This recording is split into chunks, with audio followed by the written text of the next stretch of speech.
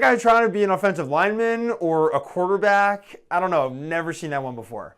This is Sportscentre. Hey everyone, I'm Jesse Pollock, filling in for Marissa Roberto, and yes, the NBA season tipped off last night. But for all of us north of the border, it's kind of like the season starts tonight, because the Raptors opened their season against the Timberwolves. There are a ton of questions about this Raps team heading into the season, starting with new head coach Darko Rajakovic, who replaces Nick Nurse, who's now in charge of Philly. We'll have more on Darko next segment when Josh Lewenberg joins the show. But one of the other big questions surrounding this team are the futures of OG Anunoby and Pascal Siakam heading into the season.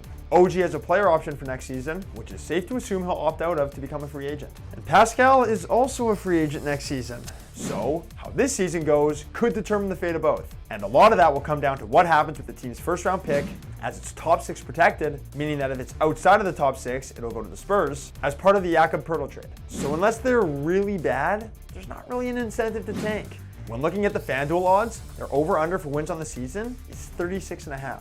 And if you think they'll make the playoffs, you can get plus 172. But this one's, yeah, it's for those ones feeling really bold. You can get them at 131 to win the title and 55 to 1 to win the East. I actually like that one. But hey, most people might suggest that you stay away from those altogether.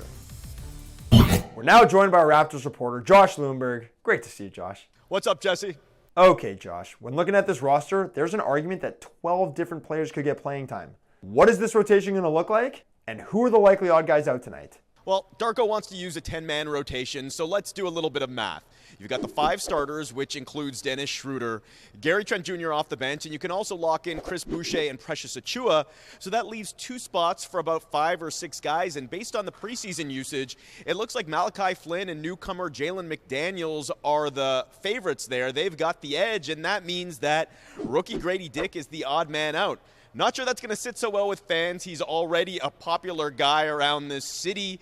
But listen, he's 19 years old, clearly still very raw, and they want to bring him along slowly. So like it or not, sounds like he's going to have to be patient. What can fans expect from new head coach Darko Rajakovic compared to what they were used to with Nick Nurse? Well, there's been a lot of talk about the offense, 0.5 offense. So more ball movement, less one-on-one, less isolation, and quick decision making. Now, let's see how it looks. It looked great during the preseason, but there are still question marks, the biggest obviously being, is there enough shooting on the floor? But I also think the defense is going to look a lot different.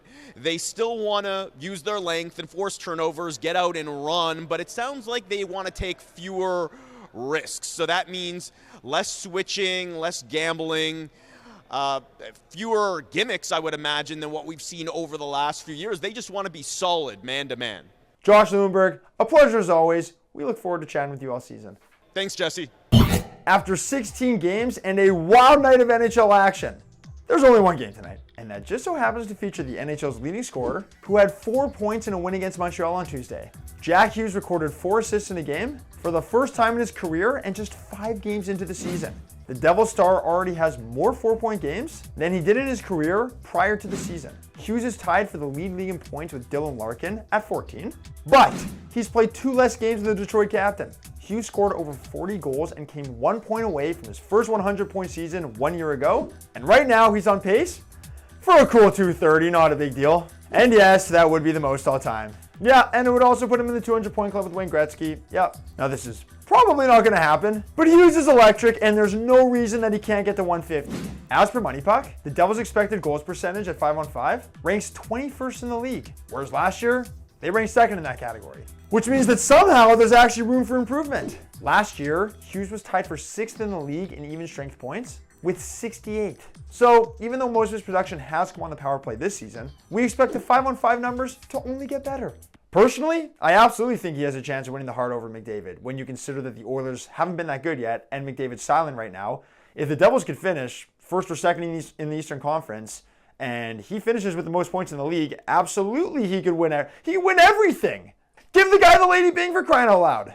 I think Hughes is going to hit 140 points. I don't see him slowing down. He's playing with elite talent. This Devils team is amazing, and he's really blossoming into one of the best players in the league. Outside of the Raptors, there's one other game that we are very intrigued by tonight, and that's the long-awaited debut of first overall pick, Victor Wembanyama. The hype was already crazy with Wemby before he was even drafted. I mean, when ESPN's draft guru Jonathan Givony says this, he's the best prospect we've seen since LeBron James. People are probably going to take notice. But somehow, through this preseason, he's lived up to or maybe even exceeded the hype so far. Because first, there was the Space Jam dunk. Just look at how Thomas Bryant reacts to the dunk. You are not supposed to be able to do that. And when you actually match it up to the MJ dunk from Space Jam, it really hammers it home. Maybe he drank some of that special juice at halftime? I don't know. Did it even happen in the second half? And the highlights weren't done there. He had this unreal dime, and best of all, the nutmeg at 7'4". And if that's not enough, just look at this length. Who else is making a random pregame workout go viral like this? It's fair to say that this is maybe the most anticipated debut since LeBron. And Rookie of the Year odds reflect just that, as he is an overwhelming favorite at -145. And you can watch Wemby's debut tonight on TSN, as the Spurs host the Mavs at 9:30 Eastern, 6:30 Pacific. But that's not the only game on our air tonight, as we've also got the Celtics and Knicks at 7 Eastern, 4 Pacific. We're now joined by our gambling guy, Wes Cheng, to talk more Raps. And Wes, a new season is finally here, baby! How pumped are you for Raps basketball tonight? What's up, Jesse? Super pumped. This season, Raps got a lot of haters going against them. Ain't nothing new. They have a great track record of proving people wrong, so it should be a lot of fun. Okay, Wes, you cooked up a little same-game parlay action for us on FanDuel. What are we rolling with? This one's got 3 legs. Scotty to score 15 or more points, Schroeder to grab 6 or more dimes, and we're taking the under on Gobert's point prop. Starting with Scotty, a lot of MIP buzz for him coming into this season. The coaching change has been and should be a positive for him in this year. And then in the preseason, he's been very assertive. He's been very active. I hope that carries over to the regular season. With Schroeder, Toronto's new starting point guard, they get a slasher, speed option that they didn't really have last year. I expect them to be able to collapse the opposing defense and get some easy dimes. And then when it comes to the Gobert leg, this is really a nod to Jakob Poeltl and his defense. I expect him to prevent Gobert from getting some easy buckets. In Minnesota, a lot of mouths to feed. I just don't think Gobert is going to be prioritized. Wes Cheng, a pleasure as always. Thanks for having me. That's all we have for today. Julie will be filling in for tomorrow. Have a great day, everyone.